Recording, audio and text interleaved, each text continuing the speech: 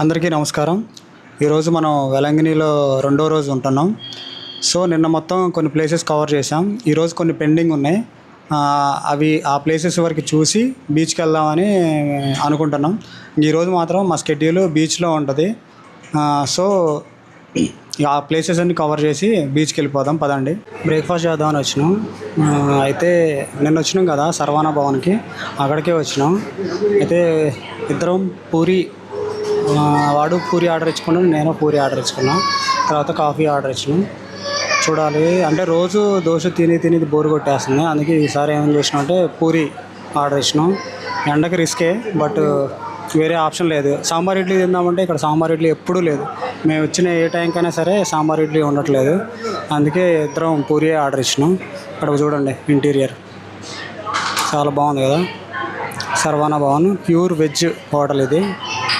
పక్కన veg and non veg restaurant ఉంది, అది మధ్యాహ్నం ట్రై చేద్దాం. వచ్చేసింది ఇది పూరి, ఇది నా ప్లేట్ పూరి. టేస్ట్ ఎలా ఉండదో తిని చూద్దాం. ఇప్పుడే తినేసి మళ్ళీ బయటకు వచ్చేసినాం. అక్కడ ఫుడ్ అంతా ఆయిలీ చేశారు. ఈసారి ఎందుకు అసలు బాగాలేదు సర్వానా భవన్లో. మేము లాస్ట్ టైం వచ్చినప్పుడు బాగుండే, ఇప్పుడు అసలు అంతా ప్రైజెస్ హై ఉన్నాయి కానీ క్వాలిటీ తక్కువ అయింది నాకు అనిపిస్తుంది. అంటే నేను ఆల్రెడీ తిని ఉన్నా కాబట్టి లాస్ట్ టైము. ఇప్పుడు ఆ చట్నీ అంతా నీళ్ళు చేయడం అట్లా చేస్తున్నారు ఎందుకో మరి. సర్వానా భవన్ అంటే అసలు వెజ్కి అసలు మస్తు ఉండే లాస్ట్ టైం. ఇప్పుడు ఏందో అంతా చెడగొట్టేసుకున్నారు వాళ్ళు.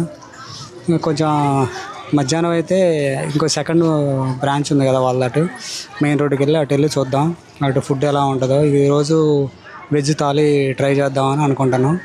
మధ్యాహ్నం అయితే చూడాలి ఇక ఆడెట్టు ఉంటుందో మరి టేస్ట్. ఇప్పుడైతే తినేసి మళ్ళీ బయటకు వచ్చినాం. కొన్ని ప్లేసెస్ ఉన్నాయి కదా అవి కవర్ చేద్దామని వచ్చేసినాం. అవి చేసిన తర్వాత కొద్దిసేపు రెస్ట్ తీసుకొని బీచ్కి వెళ్ళడమే. చూద్దాం. ఇక్కడ జీసస్ స్టాచ్యూ ఉంది, అంటే కూర్చొని ఫోటో దిగడానికి ఒకటి కొత్తగా కట్టారు. అందరూ బిజీగా ఉన్నారు. మేము తీసుకుందాం అనుకున్నాలే కానీ చాలామంది ఉన్నారు ఇక్కడ. దానివల్ల మేము జస్ట్ వీడియో తీసుకుంటున్నాము. ఫ్రీగా ఉన్నప్పుడు ఫోటో తీసుకుందాంలే అని చెప్పేసి వచ్చినాం. చూడండి లైన్లో నిలబడ్డారు అందరూ. మేము ఖాళీగా ఉన్నప్పుడు మీ ఇద్దరం వెళ్ళి తీసుకుంటాం. నైట్ అయినా తీసుకుంటాం, ప్రాబ్లం ఏం లేదు.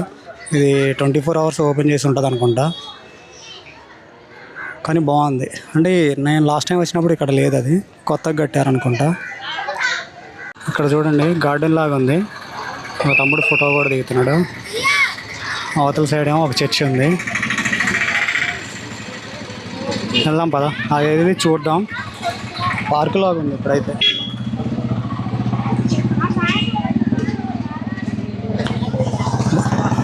చాలా ఆర్చ్ లాగా కట్టేశారు చూడండి. ఇక్కడేమో ఆర్చ్ లాగా ఉంది.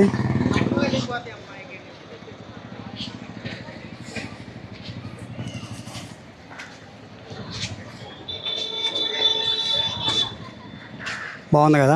ఇక్కడ మొత్తం ఆకులు పోయినాయి అనుకుంటా కదా. లేదు, ఓన్లీ రాడ్లే ఉన్నాయి. అక్కడ రాడ్లు మిగిలినాయి, ఆకులు పోయినాయి.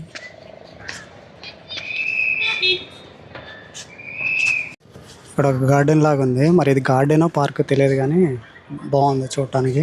కాకపోతే జనాలకు ఎలవలేదు, జస్ట్ చూడటం వరకే. చాలా బాగుంది. ఇదంతా గార్డెన్. వాటర్ ఫౌంట్ కూడా ఉంది చూడండి. అది ఆన్ చేయలేదు. మనం చూసింది ఇందాకలో అది వేరే సైడ్, ఇది ఒక వేరే సైడ్. ఇది కూడా బాగుంది చూడండి,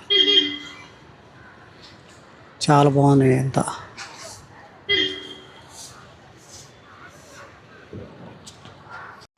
బీచ్ కాడికి వెళ్ళడానికి రెడీ అయిపోయినా. ప్రజెంట్ అయితే ఇగో టీషర్ట్లు వేసుకున్నాం, మళ్ళీ డ్రెస్ చేంజ్ చేసినాం. మార్నింగ్ వేసుకున్నాం, కొంచెం చోడబడితే ఆగబెట్టినాం. తర్వాత చూద్దాం. వీడేమో షార్ట్ వేసుకున్నాడు. ఇక స్విమ్ చేయడమే, వెళ్ళేసి రా వెళ్ళేసి రెడీ అయినాం. పదండి బీచ్ కాడ కలుద్దాం. బాయ్.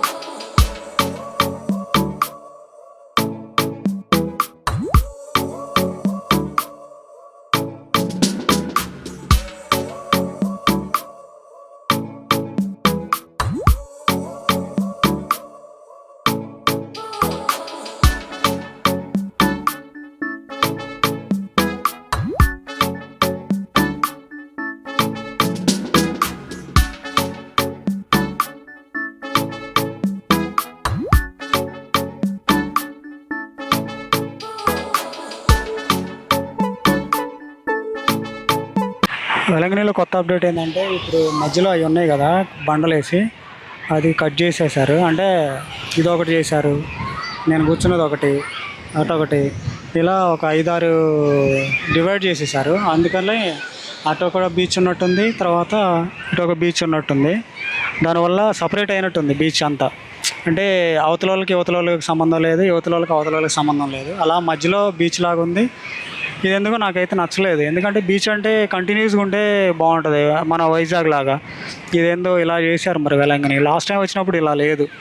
దీనివల్ల డివైడ్ చేసినట్టుంది బీచ్ అనేది. అంటే ఎటోళ్ళు అటు ఏదో సపరేట్ అయినట్టు అనిపిస్తుంది.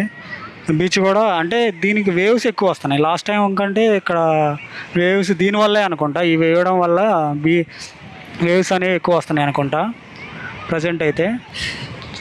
ఇది వెలంగిని బీచ్. ఇది నాకెందుకో నచ్చలేదు. ఈ వేయటం వల్ల అంటే ఒక రెండు లేదా ఒకటి వేసినట్టయితే వ్యూ కోసం అనుకోవచ్చు. బట్ వీళ్ళు చాలా వరకు వేసారు. మరి కారణం ఏందో నాకైతే ఐడియా లేదులే, కానీ ఎందుకు వేసారో మీకు ఏమన్నా తెలిస్తే మాత్రం కామెంట్ చేయండి. ఇట్లా చాలా వేసారు, ఒక 5-6 దాకా వేసారు ఇలా మా బండలతోటి. ఇలా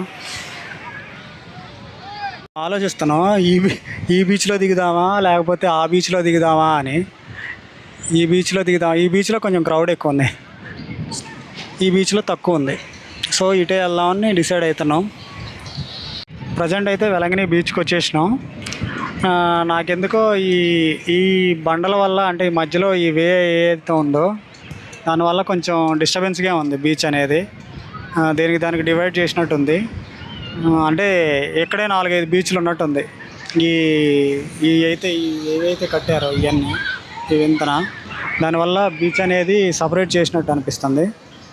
సో ఎవరికి వాళ్ళే, అటోళ్ళకి ఇటోళ్ళకి సంబంధం లేదు, అటోళ్ళకి సంబంధం లేదు. అట్ట 6 వేసారు, 6 దాకా దగ్గర ఉన్నాయి. అట్ట 5-6 దాకా ఉన్నాయి. సపరేషన్ అనేది అయితే కనపడుతుంది ఇక్కడ క్లియర్గా. వెళ్దాం. ఆ బీచా ఈ బీచా? వెలంగినిలోనే ఇన్ని బీచ్లు క్రియేట్ చేశారు, మధ్యలో ఇలాంటివి కట్టేసి. దగ్గర 5-6 బీచ్లు ఉన్నట్టు ఉన్నాయి కదా. ఏం చేద్దాం? ఆ బీచా ఈ బీచా? ఇటు వెళ్దామా? ఇటు అయితే కొంచెం క్రౌడ్ తక్కువ ఉంది, ఇటు వెళ్ళటమే బెటర్ అనిపిస్తుంది నాకు. వెళ్దామా? ఓకే దెన్ బీచ్లోకి దిగుదాం పదండి.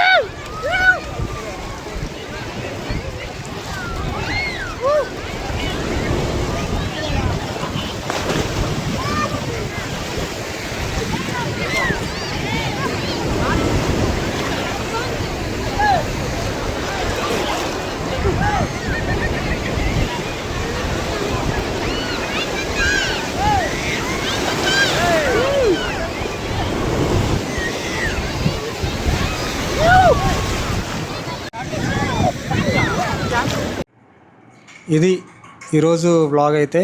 ఈ వ్లాగ్ ఇంతటితో ఎండ్ చేస్తున్నాను. ఈ వ్లాగ్ మీకు నచ్చినట్లయితే లైక్, షేర్, సబ్స్క్రైబ్ చేయడం మాత్రం మర్చిపోవద్దు.